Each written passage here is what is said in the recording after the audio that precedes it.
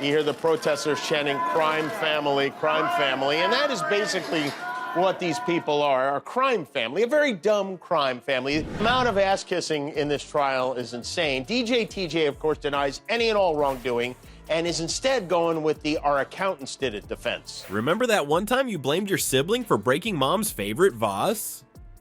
Well, the Trump boys just did that in court for a $250 million fraud case. Before we move on, I'd like to ask you a small favor. If you appreciate this content, please take a second to like this video and subscribe to the channel. Over 98% of you watch the videos without subscribing. It costs you nothing, but it makes a huge difference to us. So, did you click the subscribe button? Great, thank you so much.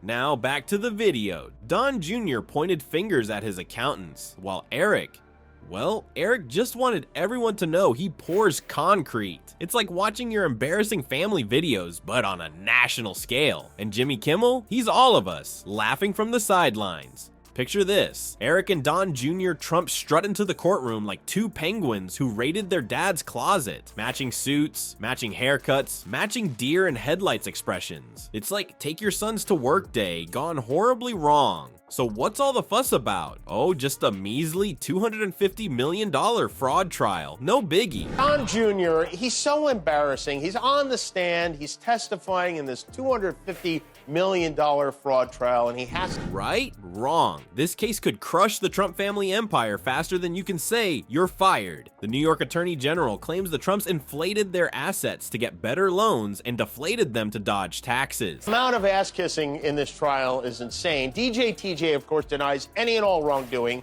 and is instead going with the "our accountants did it" defense. It's like a financial magic trick, but the only thing disappearing might be their freedom. Don Jr. takes the stand first, and boy, does he have a whopper of a defense.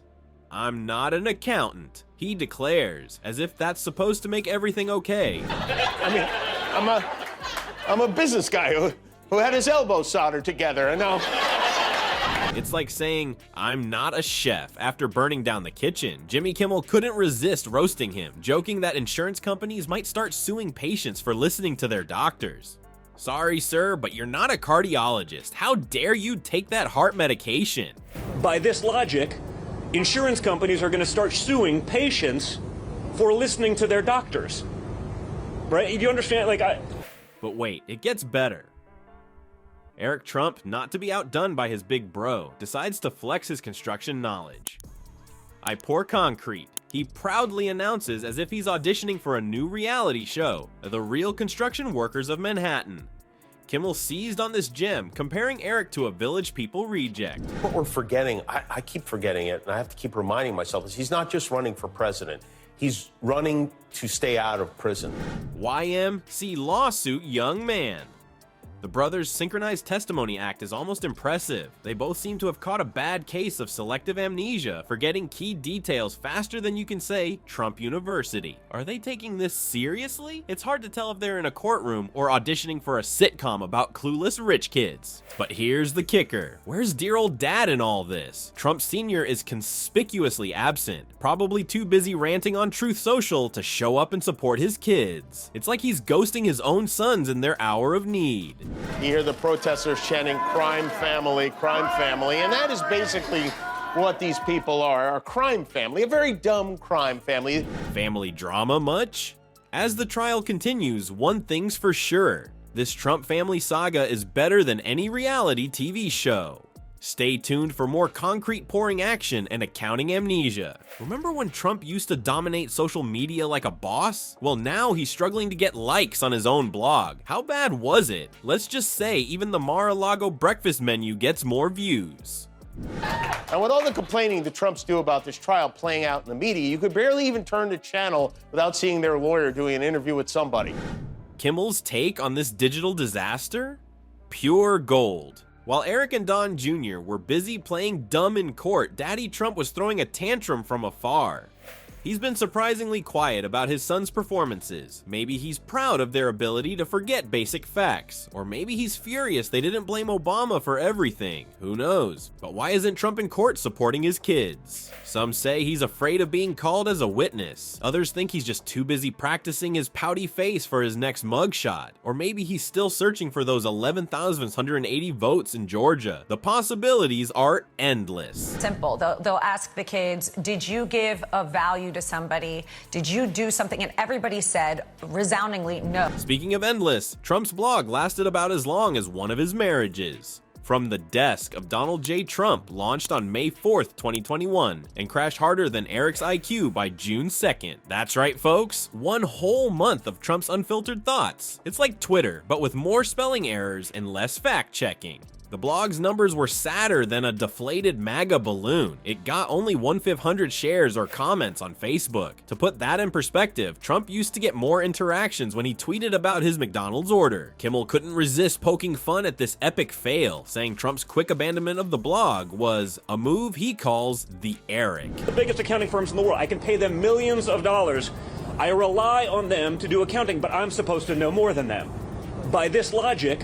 Ouch, that's gotta hurt more than being disinherited. Now that Trump's banned from most social media platforms, he's resorted to more creative communication methods. Kimmel joked that Trump might start writing notes on a dry erase board at the Mar-a-Lago omelet station. At least then someone might actually read them. Trump's current hangout, Truth Social, has about 4.5 million followers. That might sound impressive until you remember he had 88 million on Twitter. It's like going from being the star quarterback to warming the bench in a Pee-wee football league. As this trial keeps unfolding, one thing's clear. The Trump family's future is looking shakier than Don Jr.'s excuses. Will they bounce back, or is this the beginning of the end for the Trump empire? Stay tuned, folks. This show's got more drama than a telenovela, and twice the bad hair. So what have we learned from this Trump family circus? Well, for starters, the Trump boys seem to have majored in selective amnesia at Trump University. Don Jr.'s "I'm not an accountant" defense is about as solid as a chocolate teapot, while Eric's "I pour concrete" mantra might just become his new campaign slogan. The father of hotel gyms. He said, maybe someone